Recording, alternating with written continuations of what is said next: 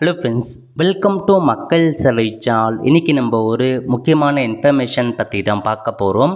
அதாவது Tamil Nadu government arts and science பிஜிக்கான admission open பண்ணிட்டாங்க. இப்போ இந்த கோர்ஸ்க்கு யார் யாரெல்லாம் அப்ளை பண்ணலாம், எப்படி ஆன்லைன் மூலமாக அப்ளை பண்ணுறது, இதை பற்றின மொத்த இன்ஃபர்மேஷன் தான் இந்த வீடியோ வந்து பார்க்க போகிறோம்.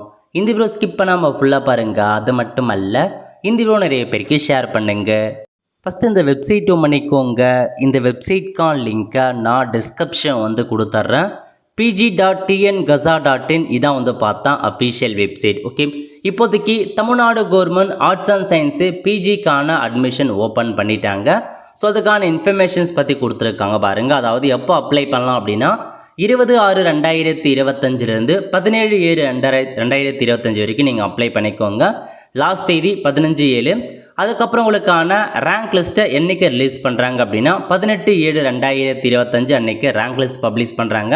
நெக்ஸ்ட்டு கவுன்சிலிங் பொறுத்த வரைக்கும் ஸ்பெஷல் கேட்டகரிக்கு 25/7/2025 அன்னைக்கு ஸ்டார்ட் ஆகுது. நார்மல் ஜென்ரல் கவுன்சிலிங்கை பொறுத்த வரைக்கும் 28/7/2025 அன்னைக்கு ஸ்டார்ட் பண்ணுறாங்க. கிளாஸ் என்றைக்கு ஓப்பன் ஆகுது அப்படின்னா 4/8/2025 அன்றைக்கி தான் உங்களுக்கான கிளாஸ் வந்து ஓப்பன் ஆகுது. ஸோ அட்மிஷனுக்கான ஃபீஸை பொறுத்த வரைக்கும் நார்மல் கேட்டகரிக்கு 58 ரூபாய் நீங்கள் பே பண்ணுற மாதிரி இருக்கும். பதிவு கட்டணம் 2 ரூபா. அதேமாரி எஸ்சிஎஸ்டிக்கு பதிவு கட்டணம் மட்டும் 2 ரூபாய் நீங்கள் பே பண்ணால் போதுமானது. ஸோ இதாங்க பேசிக் ஷெடியூலாக கொடுத்துருக்காங்க. இப்போ நீங்கள் பிஜி அட்மிஷன் பற்றி தெரிஞ்சுக்க முதல்ல கொடுத்துருக்காங்க பாருங்கள், இன்செக்ஷன் இன் தமிழ்னு. இந்த ஆப்ஷன் நீங்கள் வந்து கிளிக் பண்ணிங்க அப்படின்னா இதில் கொடுத்துருக்காங்க. ஸோ எப்படி நீங்கள் வந்து பார்த்தா அப்ளை பண்ணலாம், எப்படி பதிவு பண்ணுறது, அதை பற்றி எல்லாமே உங்களுக்கு அறிவிச்சிருக்காங்க. ஸோ முதல்ல ஆன்லைன் மூலமாக அப்ளை பண்ணணும். அதுக்கப்புறம் உங்களுக்கு தேவையான காலேஜை வந்து நீங்கள் ஆன்லைனில் செலக்ட் பண்ணணும். அதுக்கப்புறம் ரேங்க் லிஸ்ட்டை பப்ளிஷ் பண்ணுவாங்க. அதுக்கப்புறம் கவுன்சிலிங் நடக்கும். சம்மந்தப்பட்ட காலேஜில் போயிட்டு கவுன்சிலிங் அட்டன் பண்ணி உங்களுக்கான காலேஜ் எல்லா டாக்குமெண்ட்ஸும் வெரிஃபிகேஷன்ஸ் பண்ணுற மாதிரி இருக்கும். ஓகே, இப்போ இதிலே உங்களுக்கு எப்படி அப்ளை பண்ணுறது, அதுக்கான இன்ஸ்ட்ரக்ஷன் என்ன, அதை பற்றி தெளிவாக மென்ஷன் பண்ணியிருக்காங்க. ஸோ செக் பண்ணி பார்த்துட்டு அப்ளை பண்ண பாருங்கள். இப்போதைக்கு அட்மிஷன் ஓப்பன் பண்ணிட்டாங்க. ஓகே, இப்போ நம்ம எப்படி அப்ளை பண்ணலாம் அப்படின்னா அகைன் ஹோம் பேஜ் போயிடுங்க. இல்லை ஃபஸ்ட்லேயே கொடுத்துருக்காங்க பாருங்கள், click here for new PG ரெஜிஸ்ட்ரேஷன்னு. இந்த ஆப்ஷன் நீங்கள் வந்து கிளிக் பண்ணிங்க அப்படின்னா உங்களுக்கு இந்த மாதிரி தான் ஒரு பேஜ் வந்து ஓப்பன் ஆகும். ஸோ நார்மலாக நீங்கள் ஆர்ட்ஸ் அண்ட் சயின்ஸ் யூஜிக்கு எப்படி அப்ளை பண்ணீங்களோ சேம் ப்ராசஸ் தான். பட் நீங்கள் எக்ஸ்ட்ராவாக மார்க் எல்லாமே நீங்கள் என்ட்ரு பண்ணுற மாதிரி இருக்கும். ஓகே, முதல்ல அக்கௌண்ட் க்ரியேட் பண்ண பாருங்கள். நேம் கேட்டிருக்காங்க பாருங்கள், இதில் போயிட்டு உங்கள் நேம் கொடுத்துக்கோங்க. 10th 12th மார்க் ஷீட்டில் இருக்க மாரி. அடுத்த கட்டமாக மொபைல் நம்பர் கேட்டிருக்காங்க. இதில் போயிட்டு 10 டிஜிட்கான மொபைல் நம்பரை கொடுத்துக்கோங்க. நெக்ஸ்ட்டு மெயில் ஐடி கேட்டிருக்காங்க. இதில் போயிட்டு உங்கள் மெயில் அட்ரஸை கரெக்டாக கொடுத்துக்கோங்க. மெயில் ஐடியை மிஸ் பண்ணிடாதீங்க. ஏன்னா மெயிலுக்கு தான் எல்லா நோட்டிஃபிகேஷன் கவுன்சிலிங் குறித்து அப்டேட் வரும். So mail ID and mobile number ரெண்டுமே கரெக்டாக கொடுத்துக்கோங்க.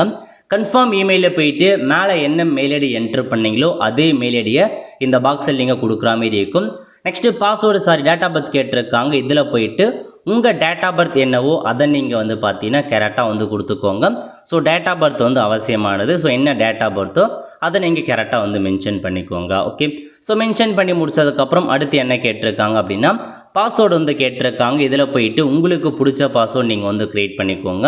ஸோ ஃபஸ்ட் லெட்டர் வந்து பார்த்தா கேப்ஸு, அதுக்கப்புறம் வந்து ஸ்மால் லெட்டர், அதுக்கப்புறம் ஒரு ஸ்பெஷல் கேரக்டர் நம்பர்ஸ் மிக்சரப்பாக பாஸ்வேர்டை கொடுத்துட்டு கன்ஃபார்ம் பாஸ்வேர்டில் போயிட்டு திரும்ப அதே பாஸ்வேர்டு நீங்கள் என்ட்ரு பண்ணுற மாதிரி இருக்கும். ஓகே, இந்த மாதிரி அக்கௌண்ட் டீட்டெயில்ஸ் ஃபுல்லாக கரெக்டாக வந்து ஃபில் பண்ணிக்கோங்க. அதுக்கப்புறம் எடிட் பண்ண முடியாது. ஸோ அக்கௌண்ட் இன்ஃபர்மேஷன் தெளிவாக செக் பண்ணி பார்த்துட்டு கீழே கொடுத்துருக்காங்க பாருங்கள் சேவ்னு. இந்த ஆப்ஷன் நீங்கள் வந்து கிளிக் பண்ணிக்கோங்க. நெக்ஸ்ட்டு நீங்கள் கொடுத்த மொபைல் நம்பர் மற்றும் மெயில் ஐடிக்கு வந்து பார்த்தீங்கன்னா ஓடிபி வந்து சென்ட் பண்ணியிருப்பாங்க. ஸோ உங்களுக்கு வந்திருக்க ஓடிபி என்னவோ அதை நீங்கள் கரெக்டாக வந்து கொடுத்துக்கோங்க. So OTP important. Mobile number மற்றும் மெயில் ஐடி ரெண்டுத்துக்குமே ஓடிபி வந்திருக்கும். ஸோ என்ன ஓடிபியோ அதை நீங்கள் அப்படியே பார்த்து கரெக்டாக வந்து கொடுத்துக்கோங்க. ஓகே, கொடுத்ததுக்கப்புறம் கீழே கொடுத்துருக்காங்க பாருங்கள் சப்மிட்னு. அந்த ஆப்ஷன் நீங்கள் வந்து கிளிக் பண்ணிங்க அப்படின்னா உங்களுக்கான அக்கௌண்ட் க்ரியேட் ஆகிடுச்சு. இப்போ நீங்கள் டேரெக்டாக லாகின் பண்ண போகிறீங்க. ஸோ நீங்கள் அக்கௌண்ட் க்ரியேட் பண்ண சொல்ல எந்த மெயில் ஐடி கொடுத்தீங்க அதேமாரி என்ன பாஸ்வேர்டு கொடுத்தீங்களோ அதை ரெண்டுமே என்ட்ரு பண்ணிவிட்டு லாகின் அப்படின்ற ஆப்ஷன் நீங்கள் வந்து கிளிக் பண்ணிக்கோங்க. இப்போ நமக்கு லாகின் ஆகிட்டு இந்தமாரி அப்ளை பண்ணுற பேஜுக்குள்ளே வந்தாச்சு. மொத்தமாக 8 ஸ்டெப்ஸ் கொடுத்துருக்காங்க. 1 by 1 வந்து ஃபில் பண்ணுற மாரி இருக்கும். ஸோ முதல்ல என்ன கேட்டிருக்காங்க அப்படின்னா சிவிக் ஸ்டேட்டஸ் கேட்டிருக்காங்க. அதாவது நீங்கள் இருக்கிற பிளேஸ் எந்த சிவிக் ஸ்டேட்டஸில் இருக்குது, நீங்கள் கார்பரேஷனில் இருக்கீங்களா, முனிசிபாலிட்டியா, டவுன் பஞ்சாயத்தா, வில்லேஜ் பஞ்சாயத்தா அப்படின்னு செலக்ட் பண்ணிக்கோங்க. நெக்ஸ்ட்டு ஃபாதர் நேம் கேட்டிருக்காங்க. ஃபாதர் நேம் கொடுத்துக்குவாங்க. அதுக்கப்புறம் மதர் நேம் கேட்டிருக்காங்க. மதர் நேம் என்ட்ரு பண்ணிக்கோங்க.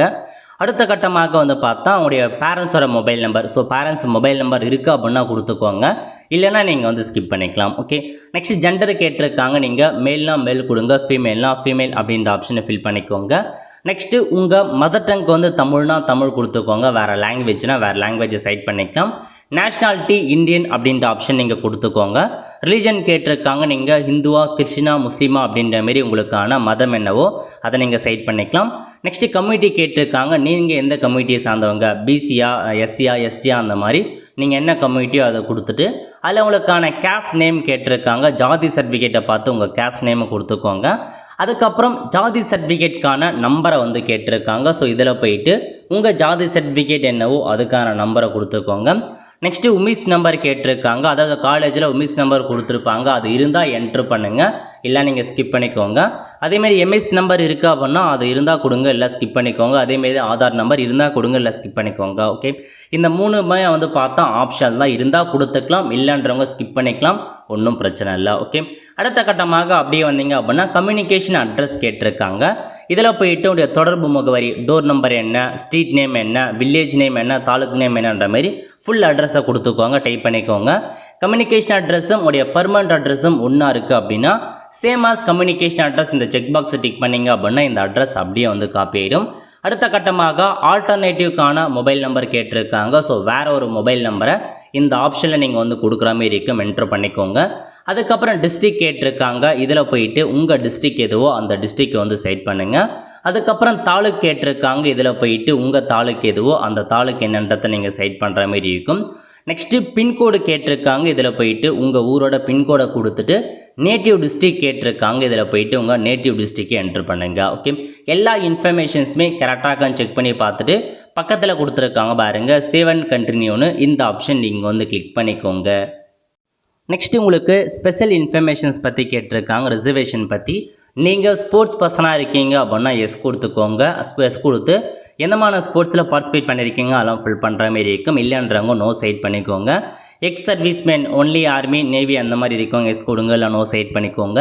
டிஃப்ரெண்ட் ஏபிள் பர்சன் எஸ் கொடுங்க, இல்லை நோ சைட் பண்ணிக்கோங்க. என்சிசிக்கான சர்டிஃபிகேட் இருக்குது அப்படின்னா நீங்கள் எஸ் கொடுத்துக்கலாம். என்சிசி சர்டிஃபிகேட் இருக்குது அப்படின்னா எஸ் கொடுங்க, இல்லைன்றவங்க நோ சைட் பண்ணிக்கோங்க. நெக்ஸ்ட் இதில் ஒரு சில கேட்டகரி கீழே வரீங்க அப்படின்னா, அதாவது ஸோ வார்டு விடோ அந்த மாதிரி நிறையா கேட்டகரி கொடுத்துருக்காங்க. ஏதாச்சும் ஒரு கேட்டகரி கீழே வரீங்க அப்படின்னா நீங்கள் அந்த கேட்டகரி கிளிக் பண்ணலாம். எந்த கேட்டகரியுமே நான் வரல அப்படின்றவங்க நன் ஆஃப் தி எபோ அப்படின்ற ஆப்ஷன் சிம்பிளாக செட் பண்ணிவிட்டு சேவ் அண்ட் கண்டினியூ கொடுத்ததுக்கப்புறம் அடுத்த கட்டமாக யூஜிக்கான டிகிரி இன்ஃபர்மேஷன்ஸ் பற்றி கேட்டிருக்காங்க. முதல்ல டிகிரி ஆஃப் ஸ்டடி, எந்த டிகிரி முடிச்சிங்க அப்படின்னு கேட்டிருக்காங்க. யூஜி டிகிரி வந்து பார்த்தா இப்போ ஒன்று முடிச்சிட்ருப்பீங்க, அல்லது இன்னும் வந்து ரிசல்ட் வராமல் இருக்கும், அந்த மாதிரி நிறைய இருக்குது. ஸோ ரிசல்ட் வந்தவங்க சரி வராதான் சரி, என்ன முடிச்சிங்க அப்படின்னு கரெக்டாக கொடுங்க. பிஏவா, பிபிஏவா, பிசிஏவா, பிகாமா, பி லிட்ரேச்சரா, பிஎஸ்சியா அந்த மாதிரி நிறைய கேட்டிருக்காங்க.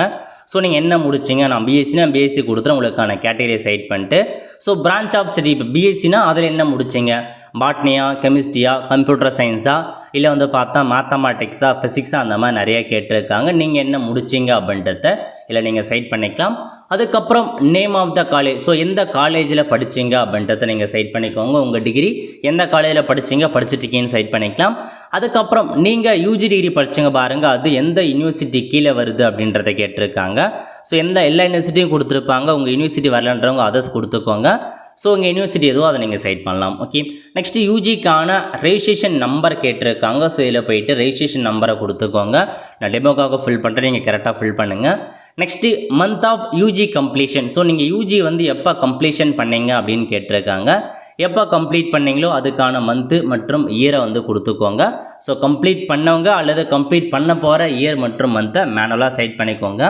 அதுக்கப்புறம் என்ன கேட்டிருக்காங்கன்னா whether final semester year result பப்ளிஷான்னு கேட்டிருக்காங்க. அதாவது ஸோ ஃபைனல் செமஸ்டருக்கான ரிசல்ட் வந்துருச்சு, 6வது செம்க்கான ரிசல்ட் வந்துருச்சுன்றவங்க எஸ் கொடுங்க, வரல அப்படின்றவங்க நீங்கள் நோ வந்து செட் பண்ணிக்கோங்க.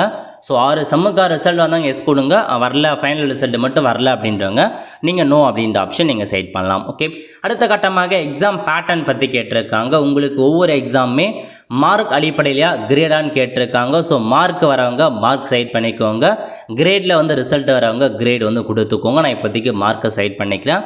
அதுக்கப்புறம் எக்ஸாம் அசஸ்மெண்ட் மெத்தட் உங்களுக்கு வந்து பார்த்தீங்கன்னா செமஸ்டரா இல்லை இயரான்னு கேட்டிருக்காங்க. வருஷத்துக்கு உங்களுக்கு 2 தடவை எக்ஸாம் வருது அப்படின்னா 2 செமஸ்டர் இருக்குன்னா செமஸ்டர் கொடுத்துக்கோங்க. இல்லை எனக்கு இயர்லி வருஷத்துக்கு ஒரு தடவை தான் எக்ஸாம் வைப்பாங்க அப்படின்றவங்க இயர் அப்படின்னு ஆப்ஷன் செட் பண்ணுங்கள். அதிகபட்சமாக நிறைய பேருக்கு செமஸ்டர் தான் இருக்கும். ஃபஸ்ட் செம் 2 செம் அந்த மாதிரி 2 செம் வைப்பாங்க. ஸோ செமஸ்டர் வந்து கிளிக் பண்ணிக்கோங்க. ஓகே, கிளிக் பண்ணிட்டு சேவ் அண்ட் கண்டினியூ கொடுத்தீங்க அப்படின்னா அடுத்த கட்டமாக மார்க்கை வந்து என்ட்ரு பண்ணுற மாரி இருக்கும். இதுதான் வந்து பார்த்தா ரொம்பவே ஒரு இம்பார்ட்டண்டான பேஜ்னே சொல்லலாம். ஸோ தெளிவாக வந்து நீங்கள் வந்து ஃபில் பண்ணுற மாரி இருக்குங்க. ஸோ தெளிவாக நோட் பண்ணிக்கோங்க. இதுதான் உங்களுக்கான ஒரு முக்கியமான பேஜ். ஓகே, அதாவது முதல்ல என்ன கேட்டிருக்காங்கன்னா செமஸ்டர் 1, செமஸ்டர் 2, செமஸ்டர் 3 6 செமஸ்டரையும் கொடுத்துருக்காங்க. உங்களுக்கு 5 வரைக்கும் வந்திருக்குன்னா 5 வரைக்கும் நீங்கள் ஃபில் பண்ணால் போதுமானது. 6 செம்மு வந்திருக்கு அப்படின்னா 6 செம் வரைக்கும் ஃபில் பண்ணுங்கள். ஓகே, முதல்ல செமஸ்டர் 1 கேட்டிருக்காங்க, அதை பற்றி பார்க்கலாம். அதாவது செமஸ்டர் 1ல் வந்து பார்த்தீங்கன்னா உங்களுக்கு மொத்தமாக எத்தனை பேப்பர் இருக்குது அப்படின்னு கேட்டிருக்காங்க. அதாவது பார்ட் 1. ஸோ மொத்தமாக இப்போ நீங்கள் உங்களுடைய மார்க் ஷீட் எடுத்துக்கோங்க கையில், செம் 1க்கான மார்க் ஷீட்டு. அதில் உங்களுக்கு பார்ட் 1, பார்ட் 2, பார்ட் 3 ஒரு சில யூனிவர்சிட்டியில் வந்து பார்த்தா பார்ட் 1, பார்ட் 2 மென்ஷன் பண்ணியிருப்பாங்க. ஒரு சில யூனிவர்சிட்டியில் மென்ஷன் பண்ணியிருக்க மாட்டாங்க. அதிகபட்சமாக பார்ட் 1 பொறுத்த வரைக்கும் லாங்குவேஜ் பேப்பர் தமிழ் லாங்குவேஜாக இருக்கும். பார்ட் 2 பொறுத்த வரைக்கும் செகண்ட் லாங்குவேஜ் இங்கிலீஷ் பேப்பராக இருக்கும். பார்ட் 3 பொறுத்த வரைக்கும் உங்களுக்கான அந்த தேரி பேப்பர் அந்த அலைடாக இருக்கும். 4th வந்து பார்த்தா மேஜராக இருக்கும். அதுக்கப்புறம் 5th மற்றது அந்த ஸ்கில் பேப்பர் அந்த மாதிரி கொடுத்துருப்பாங்க. அதை நீங்கள் முன்கூட்டியே தெரிஞ்சுக்கோங்க. எது பார்ட் 1 எது பார்ட் 2 அப்படின்றத தெரிஞ்சுக்கோங்க. தெரியாதவங்க சம்மந்தப்பட்ட யூனிவர்சிட்டியில் கேட்டு தெரிஞ்சுக்கலாம். ஓகே, ஸோ இப்போ நம்ம என்ன பண்ணலாம்னா பார்ட் 1 மார்க் ஷீட் எடுத்துக்கோங்க. செமஸ்டர் 1க்கான மார்க் ஷீட்டை கையில் எடுத்துகிட்டு அதில் பார்ட் 1 மேக்ஸிமம் மதிப்பெண் கேட்டிருக்காங்க. ஸோ பார்ட் 1 அதிகபட்சமாக தமிழ் வந்திருக்கும் அப்படின்னா ஸோ எவ்வளோ மதிப்பெண் அதிகபட்சமாக எல்லாருக்குமே 100 மதிப்பெண் தான் ஒரு சப்ஜெக்ட் எழுதிருப்பீங்க. ஸோ 100 கொடுத்துட்டு இப்போ அந்த பார்ட் 1ல் நீங்கள் எவ்வளோ மதிப்பெண் எடுத்தீங்க, தமிழ் தான் பார்ட் 1 அப்படின்னா அந்த தமிழில் எவ்வளோ மதிப்பெண் எடுத்தீங்க அப்படின்னு நீங்கள் கொடுக்கணும். அதேமாரி வந்து பார்த்தா பார்ட் 2 எனக்கு வந்து இங்கிலீஷ் லாங்குவேஜ் வந்திருக்கு. உங்களுக்கு எந்த லாங்குவேஜ் எந்த பேப்பராக இருந்தாலும் சரி பார்ட் 2ல் எவ்வளோ அதிகபட்ச மதிப்பெண் 100 தான் எல்லாத்துக்குமே அதிகபட்ச மதிப்பெண். இப்போ அந்த பார்ட் 2 அந்த 2வது இங்கிலீஷ் பேப்பரில் எவ்வளோ மதிப்பெண் எடுத்தீங்க அப்படின்றத இதில் நீங்கள் மென்ஷன் பண்ணணும். அதுக்கப்புறம் பார்ட் 3 கொடுத்துருப்பாங்க. ஒரு சில பேருக்கு செம் 1ல் பார்ட் 3 2-3 சப்ஜெக்டாக வந்திருக்கும். அதாவது மெயின் பேப்பர் தான் அதிகபட்சம் பார்ட் 3 வரும். ஸோ உங்களுக்கு பார்ட் 3 ஒரு 3 சப்ஜெக்ட் இருக்குது அப்படின்னு வச்சுக்கலாம். எனக்கு வந்து பார்ட் 3ல் மெயின் பேப்பர் 3 சப்ஜெக்ட் இருக்குது செம் 1க்கு. ஸோ அதிகபட்ச மதிப்பெண் 3 சப்ஜெக்ட் அப்படின்றதால 3த்துக்கும் அதிகபட்ச மதிப்பெண் 300 அப்படின்னு போட்டுக்கோங்க. இப்போ அந்த 3 சப்ஜெக்டில் நீங்கள் எவ்வளோ மதிப்பெண் எடுத்தீங்க அப்படின்றத இதில் நீங்கள் மென்ஷன் பண்ணுற மாதிரி இருக்கும். ஸோ தெளிவாக பார்த்துக்கோங்க. பார்ட் 1ல் எனக்கு ஒரே ஒரு தமிழ் சப்ஜெக்ட் தான், அதனால் 100 கொடுத்துக்கிறேன். பார்ட் 2ல் அதேமாரி இங்கிலீஷ் ஒரு சப்ஜெக்ட் தான் 100 கொடுத்துக்கிறேன். பட் பார்ட் 3 பொறுத்த வரைக்கும் எனக்கு 3 மெயின் சப்ஜெக்ட் இருந்துச்சு. அதனால் 3 செட்டில் 300 மதிப்பெண் டோட்டலு. அந்த 3 சப்ஜெக்டில் நீங்கள் எவ்வளோ மதிப்பெண் எடுத்தீங்க அப்படின்னு ஃபில் பண்ணுற மாதிரி இருக்கும். ஓகே, அதேமாரி பார்ட் 4 எடுத்துட்டீங்க அப்படின்னா உங்களுக்கு அலைடு அந்த ஸ்கில் பேப்பர் அந்த மாதிரி இருக்கும். அது எல்லாமே சேர்த்து ஸோ பார்ட் 4லேருந்து அதுக்கு மேலே என்னென்ன சப்ஜெக்ட் வருதோ எல்லாத்தையுமே இந்த பார்ட் 4ல் என்ட்ரு பண்ணிக்கோங்க. எனக்கு ஒரு 4 சப்ஜெக்ட் வருது அப்படின்னா நான் 400 மதிப்பெண் மொத்த மதிப்பெண் 400. அந்த 4 சப்ஜெக்டில் நான் எவ்வளோ மதிப்பெண் எடுத்திருக்கேன் அப்படின்றத நான் இதில் வந்து என்ட்ரு பண்ணிக்கிறேன். ஸோ இந்த மாதிரி தான் நீங்கள் கொடுக்குற மாரி இருக்கும். ஸோ எப்போ பாஸ் பண்ணீங்க, எந்த இயரில் பாஸ் பண்ணீங்க அப்படின்றத இதில் போய்ட்டு நீங்கள் மென்ஷன் பண்ணணும். அதாவது ஃபஸ்ட்டு செம் வந்து எப்போ பாஸ் பண்ணீங்க அப்படின்றத இதில் நீங்கள் வந்து பார்த்தா கொடுத்துட்டு அதேமாரி இயர் வந்து கேட்டிருக்காங்க. எந்த இயரில் நீங்கள் பாஸ் பண்ணீங்க அப்படின்றத நீங்கள் சைட் பண்ணிட்டு நம்பர் ஆஃப் அட்டம். ஸோ நீங்கள் எத்தனை அட்டம்ல பாஸ் பண்ணீங்க, ஒரே அட்டம்ல பாஸ் பண்ணிட்டீங்களா இல்லை அரியர் வச்சுருக்கீங்க, நான் செகண்ட் அட்டம்ல பாஸ் பண்ணேன், தேர்ட் அட்டம்ல பாஸ் பண்ணேன் அப்படின்றவங்க அது அட்டம்ப்ட் இன்ஃபர்மேஷன் நீங்கள் வந்து கொடுத்துக்கோங்க. ஸோ இந்த மாதிரி தான் உங்களுக்கான மார்க் இன்ஃபர்மேஷன்ஸை பற்றி நீங்கள் ஃபில் பண்ணுற மாதிரி இருக்கும். இந்த மாதிரி தான் எல்லா செம்முமே நீங்கள் வந்து என்ட்ரு பண்ணுற மாதிரி இருக்கும். ஸோ தெளிவாக கொடுங்க, மிஸ்டேக் இல்லாத. ஸோ இப்போ நம்ம வந்து பார்க்கலாம். இது வந்து என்னோடய செகண்ட் மார்க் ஷீட் எடுத்துக்கிறேன். இதில் வந்து பாருங்கள் பார்ட் 1 வந்து தமிழ் கொடுத்துருக்காங்க ஒரே ஒரு சப்ஜெக்ட். அதேமாரி பார்ட் 2ல் இங்கிலீஷ் கொடுத்துருக்காங்க ஒரே ஒரு சப்ஜெக்ட். அதுக்கப்புறம் பாருங்கள் இந்த இடத்துல பார்ட் 3 ஒரு 4 சப்ஜெக்ட் வருது அப்படின்னா நான் வந்து அந்த பார்ட் 3ல் போயிட்டு 4 சப்ஜெக்ட்டுக்கு 400 மதிப்பெண் என்ட்ரு பண்ணிவிட்டு அந்த 4 சப்ஜெக்ட்லையுமே நான் எவ்வளோ மதிப்பெண் எடுத்திருக்கேன் அப்படின்றத நான் என்ட்ரு பண்ணுற மாதிரி இருக்கும். அதேமாரி பார்ட் 4ல் ஒரு 2 சப்ஜெக்ட் கொடுத்துருக்காங்க 200 என்ட்ரு பண்ணிட்டு இந்த 2 சப்ஜெக்ட் எவ்வளோ மதிப்பெண் எடுத்திருக்கேன் அப்படின்றத நான் கொடுக்குற மாதிரி இருக்கும். இல்லை நீங்கள் கன்சால்டேட் மார்க் ஷீட் எடுத்துட்டீங்க அப்படின்னா அதிலே கொடுத்துருப்பாங்க எல்லாமே. ஸோ பார்ட் 1 கொடுத்துருக்காங்க பாருங்கள். ஸோ பார்ட் 1ல் ஃபஸ்ட்டு செம் அதேமாரி பார்ட் 2 அந்த மாதிரி ஒவ்வொரு செம் வைஸாக உங்களுக்கு வந்து கொடுத்துட்டாங்க. இதில் நீங்கள் பார்த்து தெரிஞ்சுக்கலாம். ஸோ இதுதாங்க உங்களுக்கான இன்ஃபர்மேஷன். ஸோ இந்த மாதிரி தான் நீங்கள் செக் பண்ணுற மாதிரி இருக்கும். அதேமாரி வந்து பார்த்தீங்க தேர்ட் செமஸ்டர் அப்படின்னா எனக்கு தேர்ட் செமஸ்டரில் பார்ட் 1 பார்ட் 2 இல்லை, அதனால் நான் பார்ட் 1 பார்ட் 2க்கான மார்க்கை வந்து என்ட்ரு பண்ண போகிறதில்ல. தேர்ட் செமஸ்டரில் பொறுத்த வரைக்கும் பார்ட் 1 பார்ட் 2 ரெண்டுமே எனக்கு இல்லை, அதனால் நான் பார்ட் 2 பார்ட் 1 வந்து ஸ்கிப் பண்ணிக்கிறேன். அல்லது வந்து பார்த்தா நான் வந்து எதையுமே என்ட்ரு பண்ணாமல் விட்டுறேன். அதுக்கப்புறம் வந்து பாருங்கள் மற்றது என்ன கொடுத்துருக்காங்க அப்படின்னா, ஸோ பார்ட் 3 மட்டுமே எனக்கு வந்து ஒரு 5 சப்ஜெக்ட் கிட்ட கொடுத்துருக்காங்க. ஸோ அதனால் பார்ட் 3ல் போய்ட்டு நான் கிட்டத்தட்ட எனக்கு வந்து 5 சப்ஜெக்ட்னா மொத்தமாக எவ்வளோ மதிப்பெண்னா 500 மதிப்பெண், அதிகபட்ச மதிப்பெண் 500 கொடுத்துட்டு அந்த 500 மதிப்பெண்ணில் நான் எவ்வளோ மதிப்பெண் எடுத்திருக்கேன் அப்படின்றத போய்ட்டு நான் வந்து என்ட்ரு பண்ணிக்கிறேன். இந்த மாதிரி தான் நம்ம என்ட்ரு பண்ணுற மாரி இருக்கும். ஸோ அதேமாரி வந்து பாருங்கள் பார்ட் 4 பொறுத்த வரைக்கும் ஒரே ஒரு சப்ஜெக்ட் இருக்குது, அதில் நான் எவ்வளோ மதிப்பெண் எடுத்தேன் அப்படின்றத ஃபில் பண்ணுற மாரி இருக்கும். ஓகே, ஸோ இந்த மாதிரி தான் உங்களுக்கு என்னென்ன சப்ஜெக்ட் வந்திருக்கு அது எல்லாமே நீங்கள் தெளிவாக வந்து ஃபில் பண்ண பாருங்கள், ஸ்கிப் பண்ணாமல். ஸோ எல்லாமே வந்து பாருங்கள். ஸோ ஃபுல்லாகவே உங்களுக்கு இந்த மாதிரி தான் ஒவ்வொன்றும் ஃபஸ்ட்டு செம்மிலேருந்து 5 செம் 6 செம் உண்டான மார்க் ஷீட்டை கையில் எடுத்துகிட்டு பார்ட் 1ல் எவ்வளோ சப்ஜெக்ட் வருது, பார்ட் 2ல் எவ்வளோ சப்ஜெக்ட் வருது, பார்ட் 3 பார்ட் 4 உங்களுக்கு 5 6 பார்ட் போகுதுன்னா நீங்கள் பார்ட் 4லேயே அந்த எல்லாத்தையுமே மீதி இருக்கத்தான் நீங்கள் ஆட் பண்ணிக்கலாம். ஓகே, இந்த மாதிரி கரெக்டாக வந்து ஃபில் பண்ண பாருங்கள். இதுதான் உங்களுக்கான இன்ஃபர்மேஷன். ஸோ ஒரு வேளை உங்களுக்கு வந்து பார்த்தா கிரேடு வருது, எனக்கு வந்து பார்த்தா கிரேட் தான் வருது அப்படின்றவங்க இதில் போயிட்டு கிரேட் ஆப்ஷன் நீங்கள் வந்து கொடுத்துட்டு சேவ் அண்ட் கண்டினியூ கொடுத்தீங்க அப்படின்னா கிரேடு பற்றி நீங்கள் என்டர் பண்ணுற மாதிரி இருக்கும். அதாவது செமஸ்டர் 1ல் மேக்ஸிமம் அதிகபட்ச சிஜிபிஏ எவ்வளோ வருது அப்படின்னு என்ட்ரு பண்ணிட்டு அதில் நீங்கள் எவ்வளோ சிஜிபிஏ எடுத்தீங்க, என்ன பாஸ், அதெல்லாம் நீங்கள் ஃபில் பண்ணுற மாதிரி இருக்கும். சிஜிபிஏ பொறுத்த வரைக்கும் என்ட்ரு பண்ணுறது ஈஸியாக இருக்கும், மார்க்கு கொஞ்சம் கஷ்டமாக இருக்கும். ஸோ தெரியல அப்படின்னா யாராச்சும் உங்களை நியரஸ்ட்டாக அந்த யூனிவர்சிட்டியில் படித்தவங்க முன்னாடி படித்தவங்க கேட்டு தெரிஞ்சுக்கோங்க.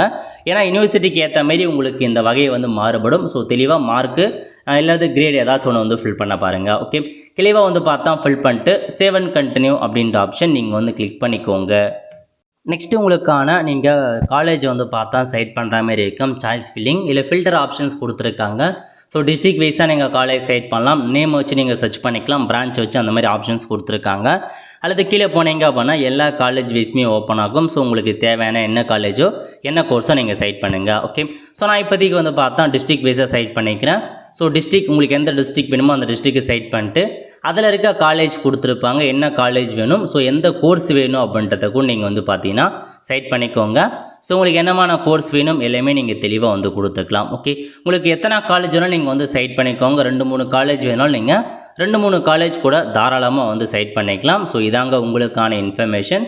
இல்லை எனக்கு வேறு டிஸ்ட்ரிக்டில் இருக்க ஒரு காலேஜ் வேணும் அப்படின்னா வேறு டிஸ்ட்ரிக்ட் என்னவோ அதை நீங்கள் சைட் பண்ணிட்டு அதில் உள்ள காலேஜை கூட நீங்கள் வந்து சைட் பண்ண பாருங்கள். இந்த மாதிரி உங்களுக்கு நிறையா ஆப்ஷன்ஸ் கொடுத்துருக்காங்க. எத்தனை காலேஜெலாம் நீங்கள் சைட் பண்ணிக்கலாம். ஃபீஸ் பொறுத்த வரைக்கும் அதே ஃபீஸு தான்.